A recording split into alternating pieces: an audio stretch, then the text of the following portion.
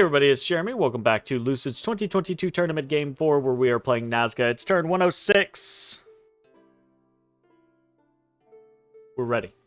We're ready? We're on it. We're moved. We're attacking. Shit's hitting the fan.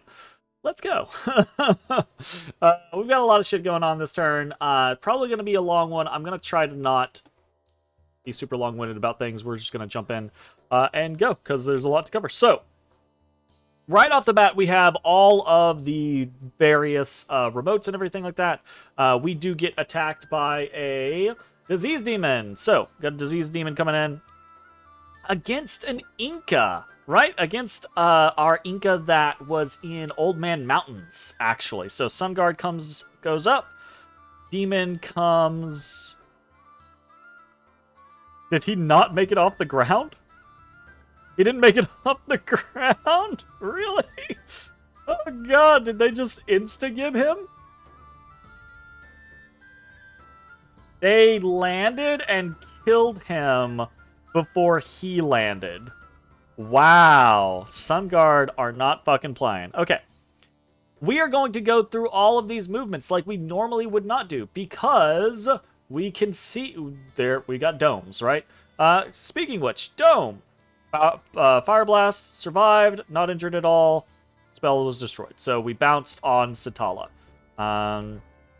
Teleport, not injured at all, survived, bounced on Satala again. So no breaking through the domes to Satala. We did a manifestation. Asham survived a Fire Blast, wasn't injured by the Frost Blast, and was the manifestation bounced on CERN. Another teleport, another cloud trapeze, astral travel, another cloud trapeze. This was at CERN. Got killed by the fire blast. So this was our Wind of Deathcaster, unfortunately. We did empower him, so that was all a big waste. But, I mean, it was just a crapshoot of can we maybe catch out and cross our fingers. It just didn't work out. So that was that. We just, on our Stygian paths, 88 units were lost. When we were Stygian pathing, we were taking primarily Huacas, Supayas, and some Kidnids. So losing 88 of those is not great, but also not the end of the world. Okay. Another one at CERN, killed on the Fire Blast. So unfortunate. And then another manifestation cast at CERN, survived, wasn't injured, but bounced. So, big fucking goose egg for popping the enemy domes.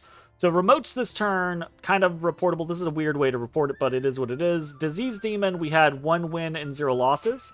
As far as targeting, trying to bounce through enemy domes... So, enemy domes, we had 0 wins and 6 losses, which is a pretty big bummer, honestly.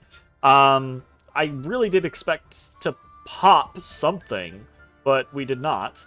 And then with Stygian Paths, we had 88 units lost. So, I guess that's a decent way of reporting that, right? So, there's that. And now we get into the actual fun shenanigans here. We got a lot of battles. Packwoods, we get magic phased in Packwoods. This is, again, Van including our dire wolves in here. And it might be that Van's trying to, like, bait in the ability to attack the throne next to Packwoods. But I don't know, I think Van's just having some fun here. So again, we got some lesser horrors coming out. Will he win this time? I like that our guy... we got the Scepter of Authority really early on. Our guy's just setting people on fire. Okay. The fucking... Golem gets popped. Sends back. Takes out 5 dire wolves. Not bad. Okay. Mudwood. This is a big deal. Let's see how this goes. Right off the bat, we can see what we have arrayed. We have a big stack of Sun Guards. We have a big stack of Huacas. We have a huge stack of Supayas. Our god is here. We have a stacked Koya here. We have an Inca here as well somewhere. There he is. Right? Oh, that's another Koya. That's another. There's the Inca. And then we have 1, 2, 3, 4, 5, 6, 7 Royal Malquis here. We have pretty decent stack of fiends. Some freaking storm demons. We've got a bunch of Anyarls. Let's see how this goes. We're gonna watch from on high. All the armies go up. All the armies come immediately down around each other. Darkness goes up. Darkness does not bother me in a little bit. Supayas have Spirit Sight. The Huakas, I guess, do actually lose something to darkness. Why do they lose something to darkness? I thought I had Spirit Sight. No, I don't. I'm thinking of a different game. So technically, actually, the darkness does hurt us, but not the end of the world. Bunch of pillars of flame coming out. Supayas in the backfield doing some work. Huakas jumping down there. We've got these Fiends of Darkness kind of like isolated by all of these Supayas, which is really cool. Bunch of different spells coming out. Pillars of Fire, some Gifts from Heaven, Nether Darts. Killing a whole bunch of stuff in the backfield. Killing a lot of these storm demons, basically whenever we get involved in them. The Fiends of Darkness are holding up to the Supayas. The Supayas don't kill them well, is part of the problem, right? The Huakas kill them okay. The Sun Guard kill them okay. Other people kill them okay. But the Supayas are not the best at damaging things. Sun Guard coming in. Okay, and this is where we have a problem. So far, things are looking really, really good for us. We have cleared out the majority of Ban's units, which is awesome. We've got 2 more units over here. We've got Volgamu, the Tartarian Cyclops, and we've got Ziruk, the Tartarian Spirit. They both have regeneration. This one has a shit ton of regeneration. This one has a little bit of regeneration. And of course, they have Gift of Health up, so they have 50 billion freaking 50 billion freaking hit points. So we do not have advance and cast spells on. There's always a problem. And we have a whole bunch of Supayas. Whereas having Sun Guards coming in would wallop the shit out of these freaking tarts. So what happens is eventually our Supayas, a big portion of our Supayas, flee. So that is really fucking frustrating. Now as we get closer, or as we have a lot of the Supayas leave, we get more people involved who can actually hurt these Cyclopses. So they do start to accrue damage, or at least this one on the bottom does. And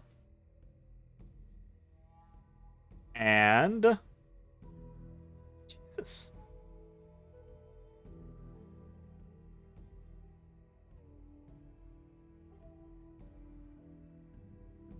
It always hurts whenever you're in the middle of something. Oh, did my headset turn off? Oh.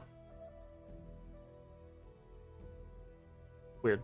It always hurts whenever you know you have units that could kill these fucking things. Like, we have no Sun Guard in with either of these units. If we had these 4 Sun Guards step forward, these guys would be dead in 4 turns, 5 turns, right? Because each one of these would be hitting for 60 damage a pop.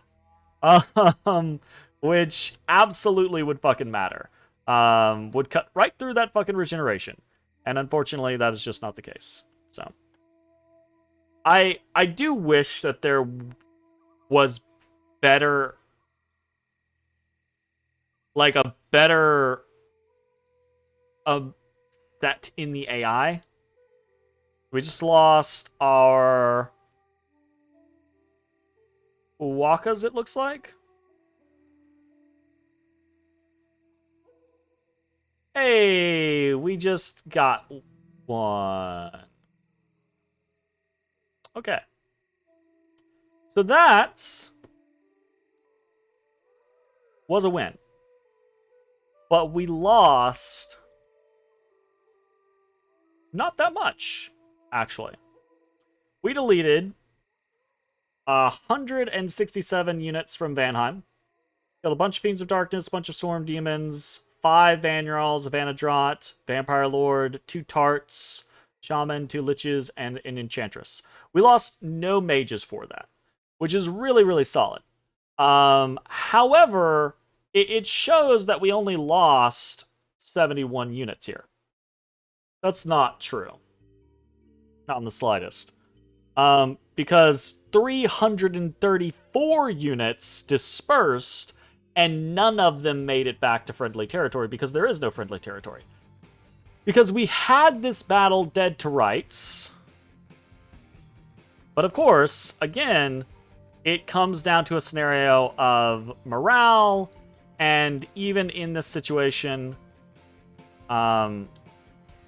where we obviously could kill these 2 tarts if 3 units stepped forward. I can't really complain, right? Because it's a tactic that I've utilized multiple times. And if we had our Royal Malquis on advance and cast spells, it probably would have gone better for us. So that's my fault. But it's also very frustrating just to know that, you know, a bunch of your units could seal the deal, but they're just not allowed to move forward and do the job that they need to do. So what do we actually have? We're gonna step out of here real quick. What do we actually have left in Mudwood? We have 61 Sun Guard, and we have 5 Supayas, and we have the mages that we sent there. So that is a bit of a oof, right? In fairness, I probably should have tried to target Ross or Summerlands as a outlet. It is a good thing I didn't try to target Own, because Pelagia has moved in to try to take Mudwood back, right? So that would have been an immediate loss. But if we had targeted Ross or Summerlands as a potential option for retreat, which would have been wise, then this might not have happened. But, you know, hindsight's 20/20. It is what it is. I think at the end of the day, we targeted... We should have had advance and cast spells on. We did have advance and cast spells on.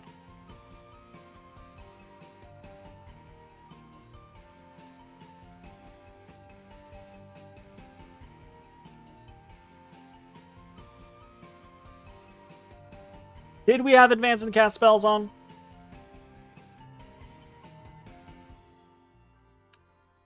Or did I turn advance and cast spells on after this fight?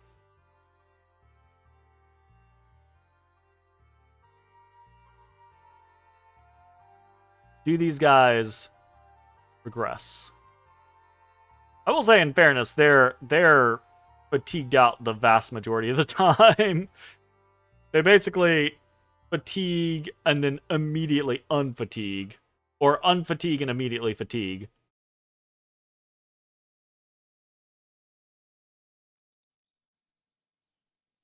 That guy advanced.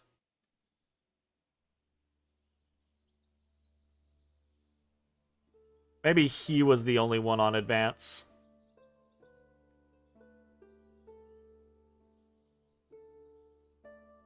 Is he the one that ends up making the difference? Disintegrate, Legions of Steel. Rage. Legions of Steel. Royal Malquis actually have a little bit of a curse in that they have such a large spread, and that actually causes them to cast a lot of different spells that you otherwise normally would not want them to. Like, we don't want them to be casting Legions of Steel right now. That's a bad pick. So I guess in all actuality, having these guys on advanced and cast spells might not have been a good option. So, anyways, the point is we wanted Mudwood. This was a big win as far as killing forces of Vanheim versus losing our own forces in the battle, but a big loss in the fact that we lost so many units on the retreat, which is really unfortunate. So, fingers crossed. Moving on to the next thing. A bunch of different battles to watch. Vanheim attacking Ulm in Sailor's Haven. This is super a win for Van, right? Yeah. Yeah, that's a super win for Van. Van attacking Ulm in Lithia. Ooh, we get a Van Lich. Nice. Haven't seen any of these. Horde of Skeletons. Oh, he's just Horde of Skeleton casting. Fair. A classic maneuver. And then advance and cast spells, looks like. That's probably an easy win there.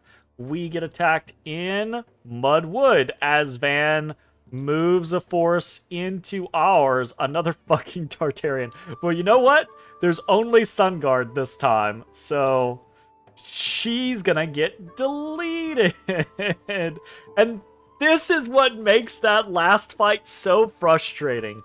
Look at this. A single turn of being surrounded by Sun Guard. And what happens? She takes 47 damage, 50 damage, 47 damage, 52 damage, 40 damage, 52 damage, 55 damage. Right? Like, a single turn. We absolutely would have annihilated those other two Tartarians if any of our Sun Guard had just walked in. Right? Like, just a single Sun Guard in next to them would have been able to neutralize their regeneration, and we would have just chipped them down in a few turns, right? Because we were doing damage, we just weren't doing so much damage as to negate their regeneration consistently. One Sun Guard would have been able to do that, right? Like, hitting with the Sun Mace every turn for 50-ish damage would have done that. 3 or 4 or 5 Sun Guard would have melted them instantaneously. And that's really frustrating. But there's another tart for us. Van attacking Ulm in Kepria. Classic Air Elemental summon. There's nothing here, I think, that is going to win against Van. There's a Guardian, but it got. And done. Ulm attacks Van in Desert of Visions. Ooh.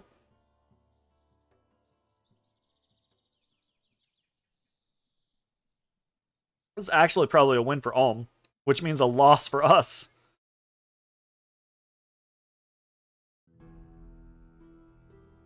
Yep, that's a win for Ulm. And we just sent in a bunch of Hatan Runas to die there, so whatever. No big deal. We're going to save Satala and Cern for last. We attack in Thornwood. Bunch of whatever. Did we kill anything in Thornwood? We did not. Ulm attacks in Trandus.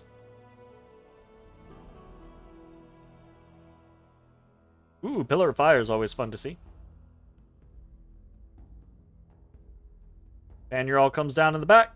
And might not kill everyone. Oh, he got popped. Hey! Ulm wins one. Hell yeah. Cursed Woods. It's funny. It's always... Oh, no. Oh, that was in Trandus. Sorry. Ulm attacks in Cursed Woods, loses. We attack in Cursed Woods with, again... Ooh, look at that! See, this is why I actually think fishing with Hatenruna is not the worst thing in existence. Because in the off chance that you run into a situation like this, we just popped an Adeptive Pyrophlegeton for the price of 50 Hatenruna, whatever. Right? Like, absolutely, I'll take that. Easy peasy. We get attacked in Durshid. That's nothing. And then, Pelagia attacks in Viserion Arches. So, Pelagia sends in a Lich.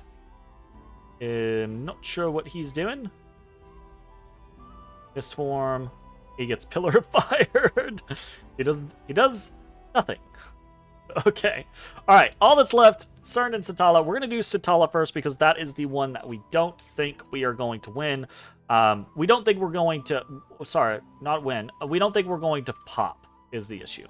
Right? Hopefully we will, but we don't think we're going to pop. We've got all of our forces arrayed. Big fucking shit. Up against just PD. Just PD and a little bit of extras for catching and baiting. So we have a Vanyarl here that can kill some stuff. We have a Windmaster. We have another Windmaster that actually has gems for air elementals. We got a Harab Seraph. And that is pretty much it. So we have a Natural Storm up. There is an air elemental that goes up there.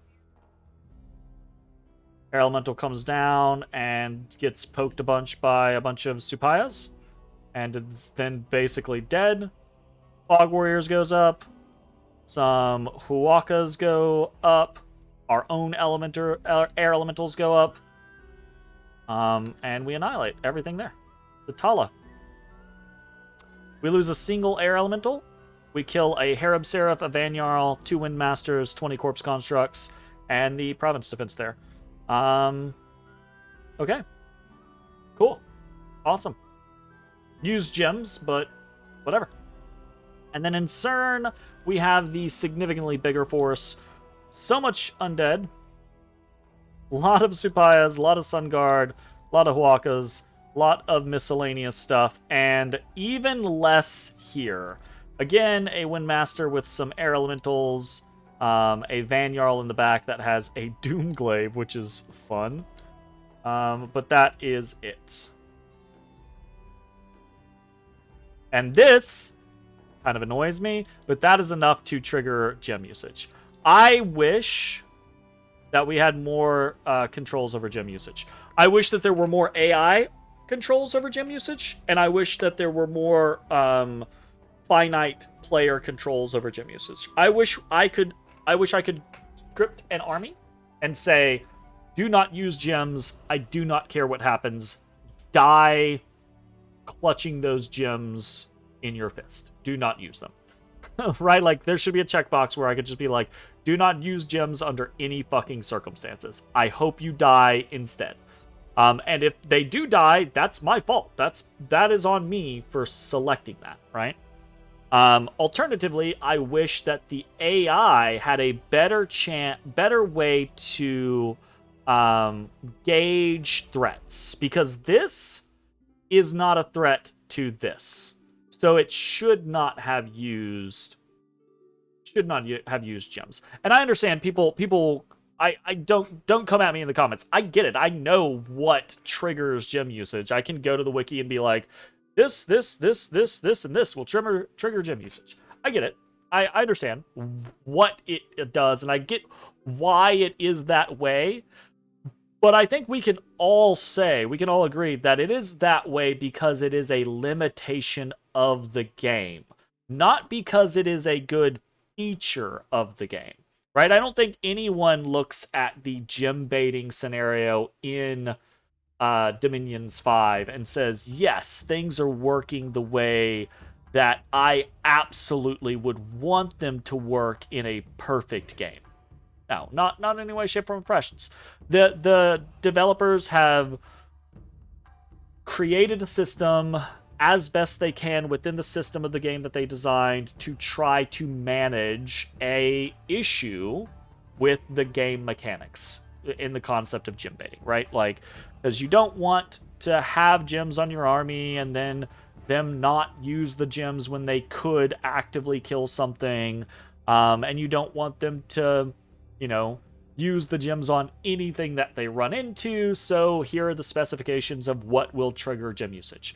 Well, here's the fucking thing. Triggering that gem usage is just way too fucking easy.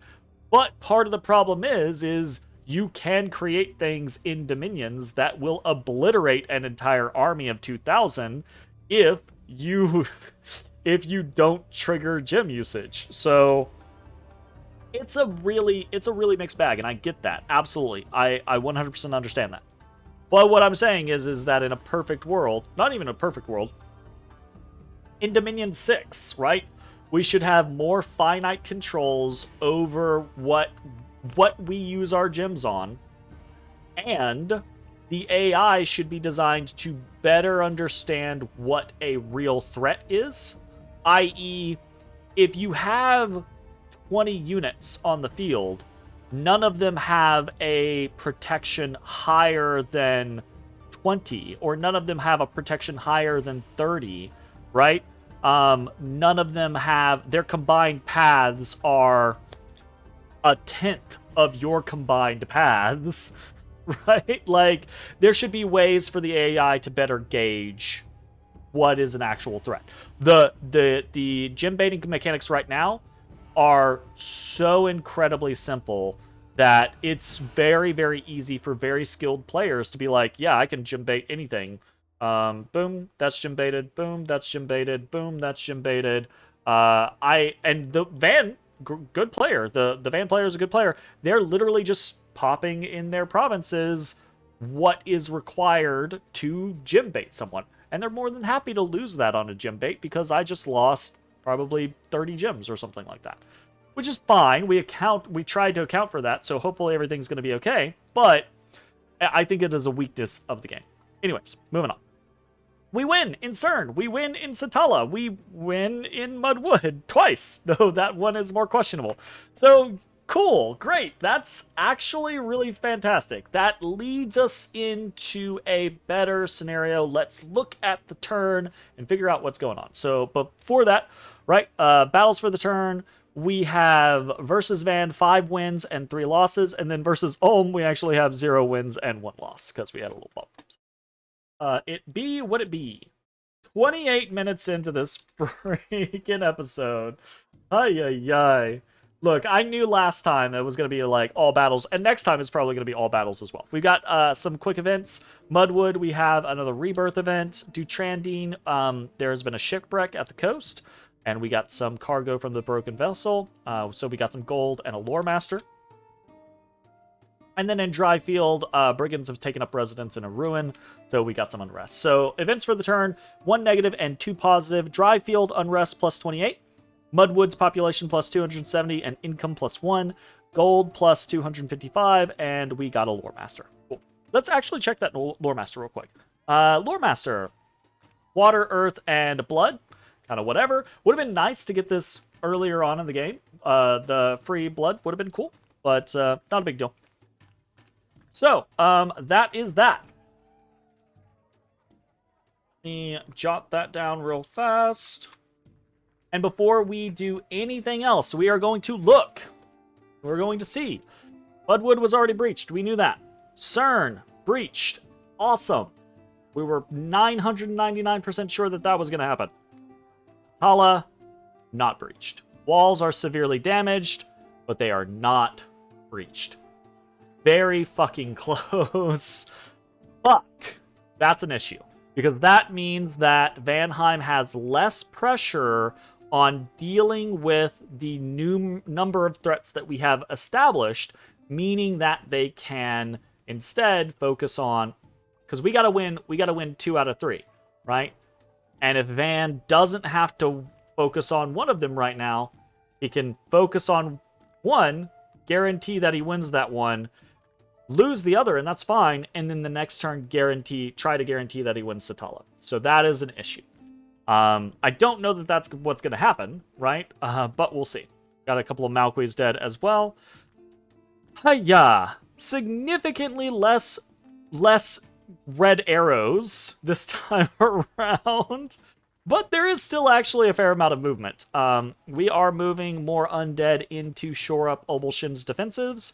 And we are moving forces from the areas surrounding Satala and Cern into Satala and Cern. So, in Satala, we have a large amount of Aklas, a couple of Huron priests, this Azure Mage coming in, and some Long Dead as well, right? You can see we have set these Aklas up in a very specific kind of formation. As many of these Aklas as we can have... Actually, I don't think a lot of these Aklas have any of this, because Satala, we're expecting not to have anything happen this turn, because why would anything happen this turn in Satala? It doesn't need to, right? So this turn, not a lot is happening in Satala. That is what we're expecting. We're actually recruiting some Runankas here to ferry gems in next turn, hopefully. So these Aklas are just gonna storm power and try to do some lightning bolts, and that's that. They can't really do anything else. Phoenix Pyre is kind of the late game option for them. We don't have shit for fire gems, so that's the issue, right? All of the fire gems that we do have are going into this set, which just... Okay, so this is CERN, right? This is Neeple. This is another 1650 units in Neeple. A lot of, just a lot of Long Dead, a lot of Aklas coming in and doing Phoenix Power, Phoenix Pyre, Pillar of Fires. We've got Army of Gold coming in. We've got a lot of Undead coming in because we're expecting to just get hammered in CERN during the Magic phase. And so if we can, we'll be, you know, trying to reinforce as best we can. In regards to the actual force at CERN and Satala, we really didn't lose much of anything, so it's kind of just business as usual. I will say this. CERN ended up doing just fine, for the most part, as far as gems go. Satala did not, because for whatever reason, with conservative magic use on, and on both of these units, Aya went through like 6 air gems to do Fog Warriors, because again, of course, right, the AI is like, I'm going to use more gems because I can reduce the fatigue. We as players should have finite control over the amount of gems we want to dedicate to a thing.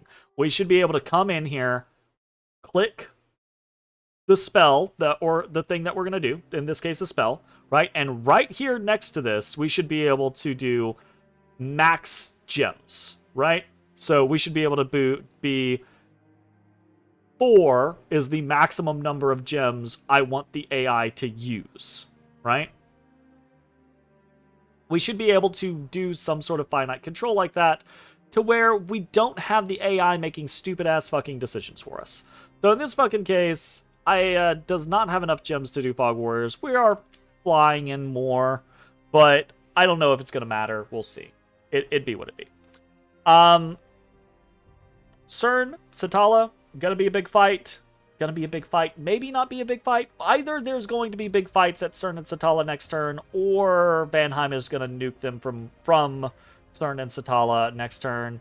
We'll see what it goes. Oh, I want to throw this out, because this is actually a question that I have for people. I want people to, like, tell me how this works. Manifestation.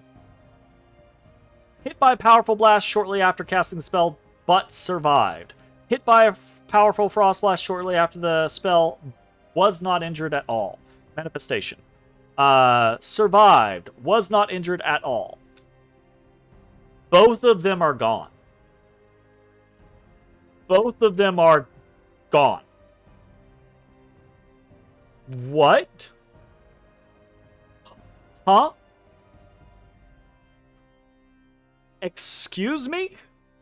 The 2 liches that I had casting Manifestation from Talito are just gone.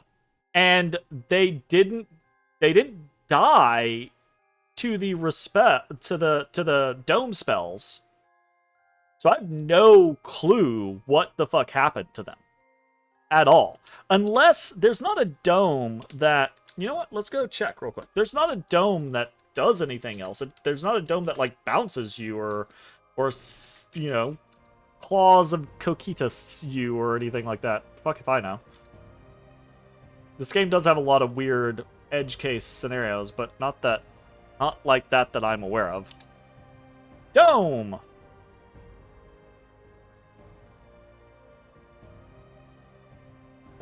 Nope.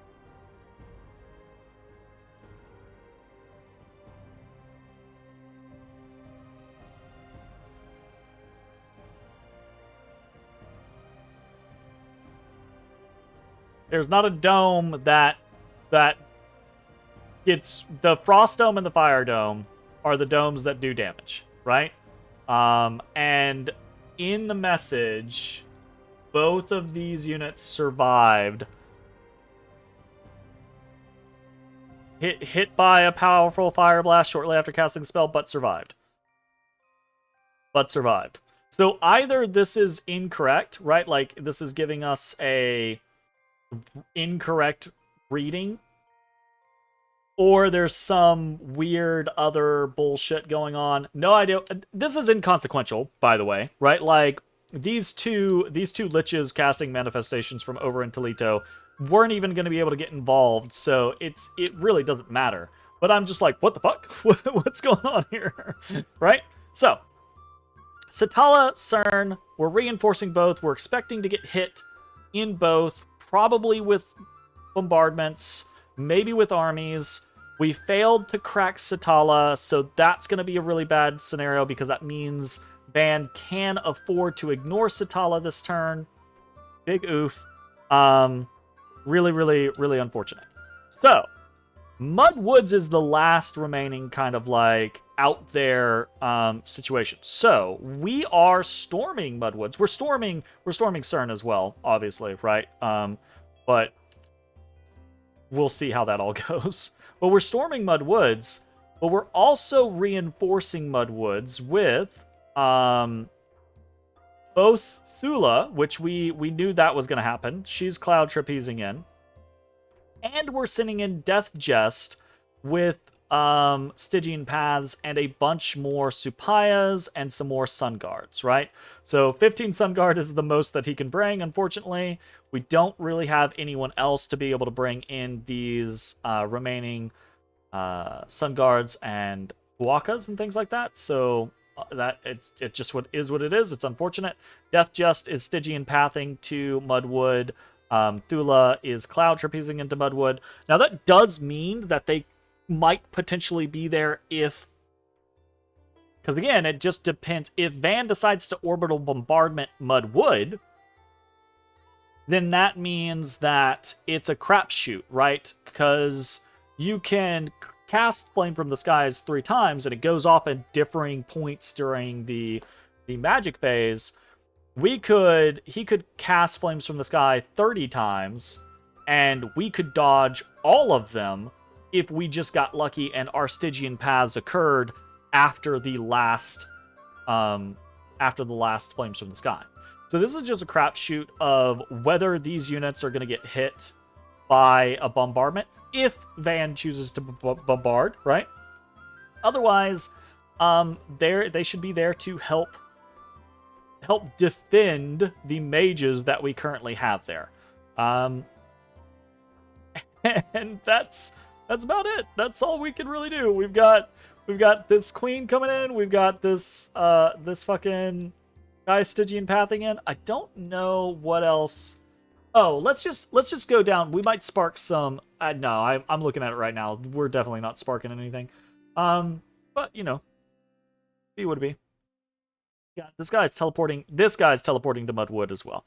So this guy's teleporting in, just with astral pearls to be able to try to like try to do another Will of the Fates here in a bit. Oh, also I didn't point this out. We have we have outfitted a number of our Aklas with these slave matrices. And we've got Light of the Northern Star going up. We've got what's the other thing?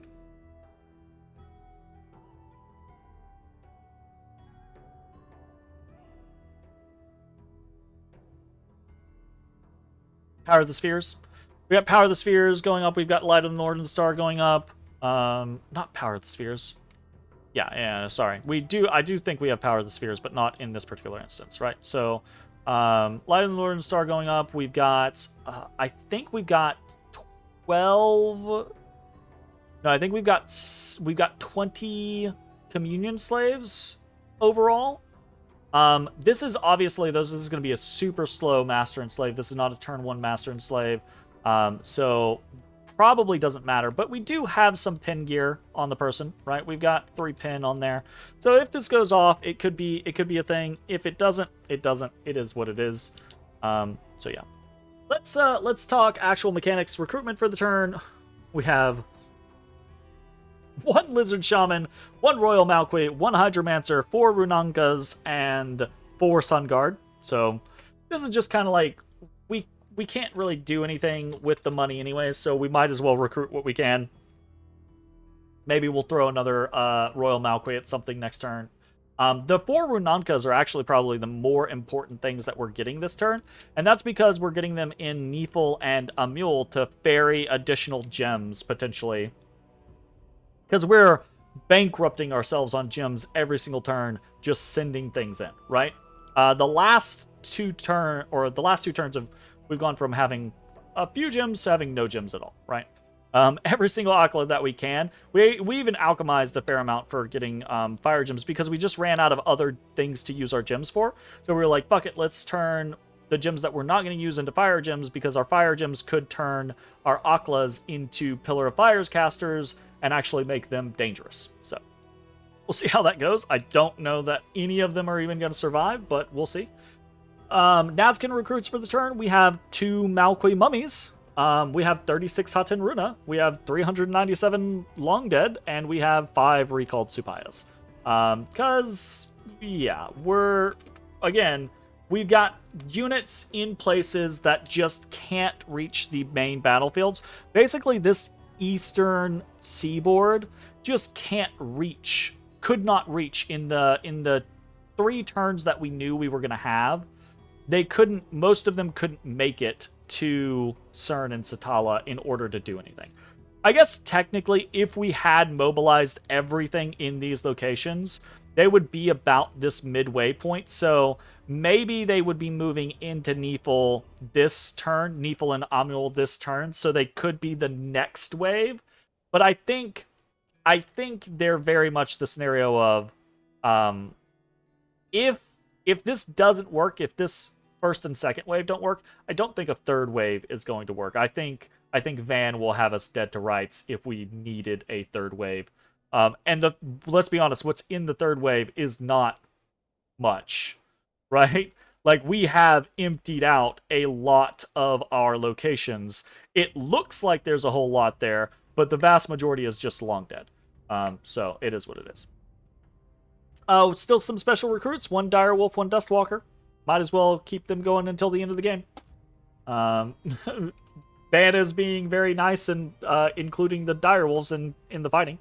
And then rituals for the turn: 1 Teleport, 1 Cloud Trapeze, and 1 Stygian Paths. We've already kind of talked about what those are, where they're going.